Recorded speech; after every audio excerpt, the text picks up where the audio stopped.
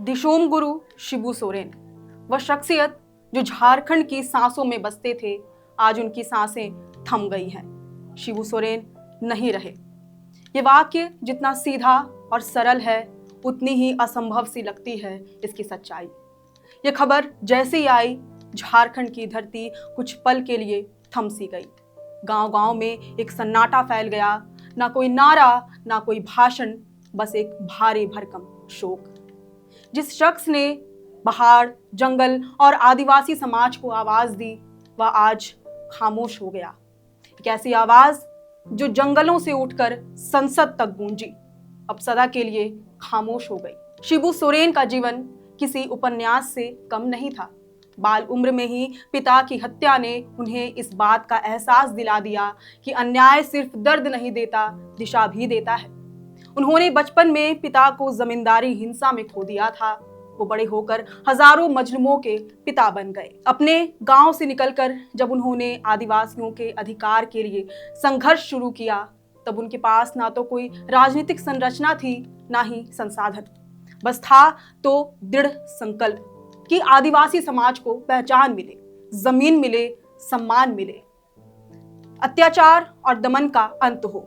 उनकी आंखों में एक सपना था कि झारखंड का आदिवासी सिर झुकाकर नहीं, सिर उठाकर जिए। झारखंड मुक्ति मोर्चा का जन्म इसी संघर्ष की कोख से हुआ।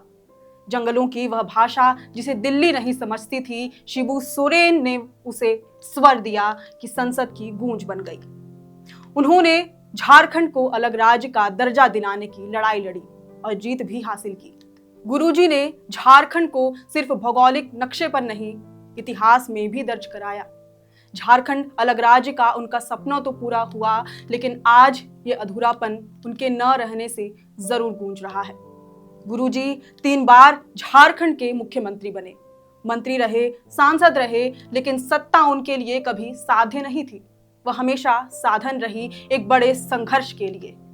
किसी किताब में नहीं पढ़ी थी उन्होंने राजनीति, लेकिन आदिवासियों के दुख दर्द से उन्होंने सत्ता के मायने सीखे। उनकी राजनीति जनसभा नहीं थी, जन चेतना थी। उन्होंने राजनीति को आंदोलन का विस्तार बनाया, लेकिन हर लड़ाई आसान नहीं थी। कई बार सत्ता ने भी उन्हें परखा, न्यायालयों ने भी उन्हें घेरा, लेकिन वह डगमगाए नहीं। समय समय पर उन पर आरोप लगे, लेकिन उनका जनाधार कभी डिगा नहीं। उनके पीछे खड़े लोग उन्हें गुरुजी यूं ही नहीं कहते थे। उनके जीवन की साधुता, सादगी और संकल्प ने उन्हें वह दर्जा दिलाया था। वह सत्ता के पीछे कभी नहीं भागे। वह जितना मुख्यमंत्री की कुर्सी पर सहज दिखते थे, उतना ही सहज गांव की चौपाल पर बैठकर चाय पीते थे। जो मुख्यमंत्री रहते ये कह दे कि मुझसे बड़ा नक्सली कोई नहीं, उसकी सादगी और भीतर पलते विद्रोह की गहराई को समझ पाना आसान नहीं, क्योंकि वह आदमी कुर्सी पर नहीं, चेतना में बैठा होता है। गुरुजी केवल एक नेता नहीं थे, बल्कि स्वयं एक आंदोलन थे। उन लाखों करोड़ों आदिवासियों, किसानों और वंचितों की उम्मीद थे, जिनकी लड़ाई केवल मंच या टीवी स्टूडियो में नहीं, जमीन पर लड़ी जाती थी।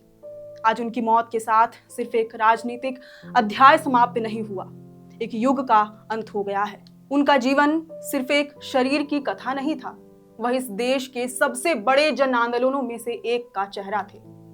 गुरुजी का जीवन झारखंड की आत्मा का प्रतिबिंब था। पहाड़ों, झरनों से बहती एक ऐसी धारा जो प्रतिरोध की भाषा बोलती थी, लेकिन उसमें करुणा और न्याय की भावना भी शामिल थी। गुरुजी चले गए, लेकिन क्या सच में क्या ऐसे लोग कभी जाते हैं? नहीं, वे लोग कथाओं में बदल जाते हैं, बच्चों की कहानियों में, आदिवासी गीतों में, आंदोलन की मशालों में और उन पत्थरों पर जो कभी किसी संघर्ष के निशानी बने थे। शिबू सोरेन अब नहीं है, लेकिन दिशोम गुरु कहीं गए नहीं हैं। वह हर उस गांव की मिट्टी में है जहां आदिवासियों ने संगठित होकर जमीन बचाई थी। हर उस आंदोलन की प्रेरणा में है जो व्यवस्था के खिलाफ बोलने की ताकत देता है। वह हर उस बच्चे के सपने में है जो झारखंड के पहाड़ों से निकलकर देश की दिशा बदलना चाहता है।